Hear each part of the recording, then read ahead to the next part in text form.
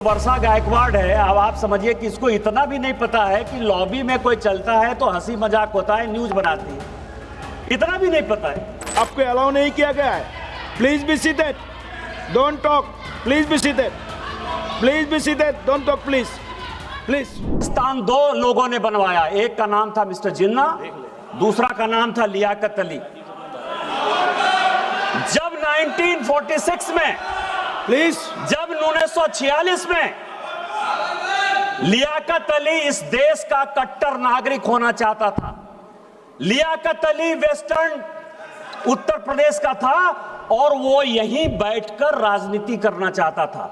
1946 में जब संविधान सरकार बनी, मिस्टर नेहरू ने और लियाकत ने अपनी आत्मकथा में लिखा है कि नेहरू ने अपनी बहन विजय लक्ष्मी पंडित को 1946 में जब मॉस्को का राजदूत बनाया, उस चीज से लियाकत इतना दुखी हुआ, परिवारवाद से इतना दुखी हुआ कि उसने उसी दिन डिसाइड कर लिया कि जिस दिन भारत का पार्टीशन होगा मैं पाकिस्तान चला जाऊंगा, और पाकिस्तान और हिंदुस्तान का बंटवारा हो गया। वही परिवारवाद आज कांग्रेस को यहां तक ले आई है सर, इस देश को यहां तक ले आई है। अब मैं आपको बता रहा हूं कि हम लोग कश्मीर पर बात करते हैं, 370 पर बात करते हैं। प्लीज प्लीज प्लीज बैठिए, प्लीज बैठिए, प्लीज बी सीटेड, प्लीज। माननीय सदस्य बैठिए। मैं डोंट, प्लीज सुनिए इनको। सर ये कांग्रेसियों की आदत है, ये मुझे बोलने नहीं देते। ज्यादा सुनना पड़ेगा फिर। मैं आपको बताऊं सर, अभी पूरा डेलीगेशन, हम लोग 7 डेलीगेशन गए, संजोग से मैं भी उस डेलीगेशन का पार्ट था। हमने यह कहा सभापति महोदय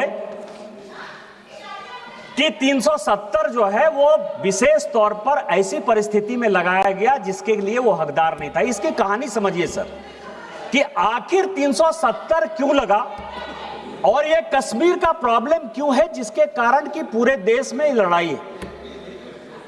जब 1942 में भारत छोड़ो आंदोलन हुआ, पूरे देश की जनता भारत छोड़ो आंदोलन कर रही थी। हम अंग्रेजों भारत छोड़ो का आंदोलन कर रहे थे। कश्मीर एक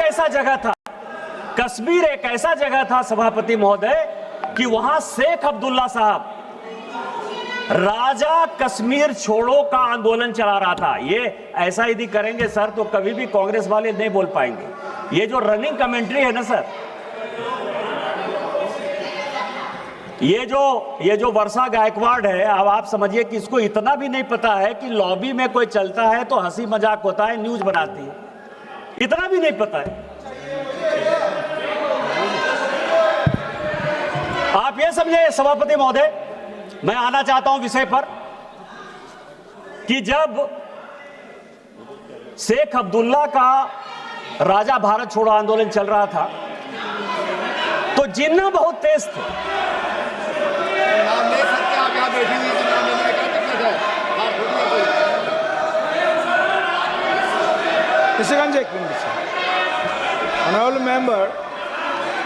Honorable member, please be seated first.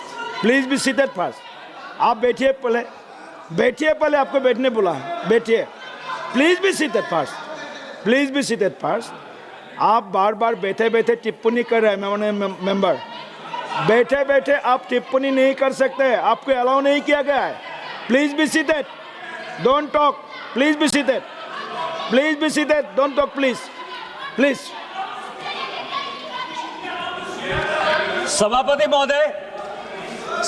महोदय, शेख अब्दुल्ला साहब राजा कश्मीर छोड़ो का आंदोलन चलाए हुए थे और जिन्ना ने उस वक्त राजा का साथ दिया।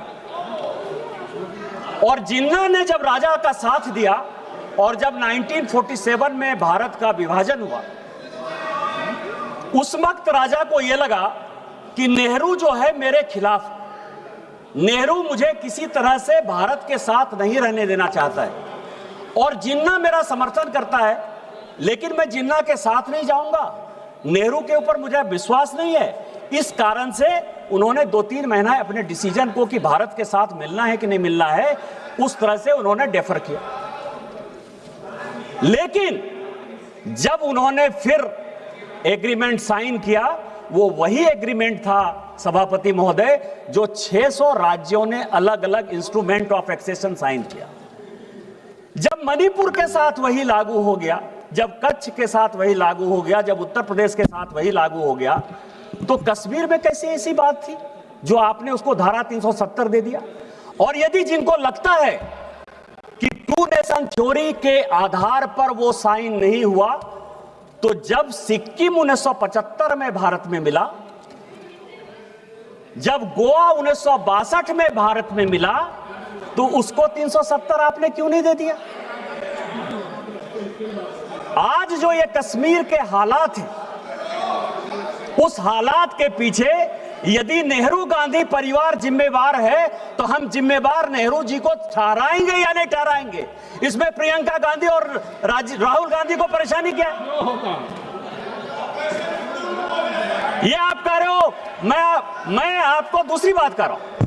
चाइना की बहुत बात, जितने अखिलेश यादव जी बोले चाइना के बारे में बोले, कनिमोझी जी चाइना के बारे में बोली, सुप्रिया जी चाइना के बारे में बोली, जितने अपोजिशन के आदमी हैं सब चाइना के बारे में बोल रहे हैं।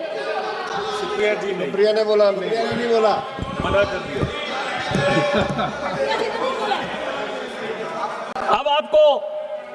अब आपको मैं बताऊं सर, इस देश में क्या क्या हुआ सभापति महोदय। 1985 का एक CIA का डॉक्यूमेंट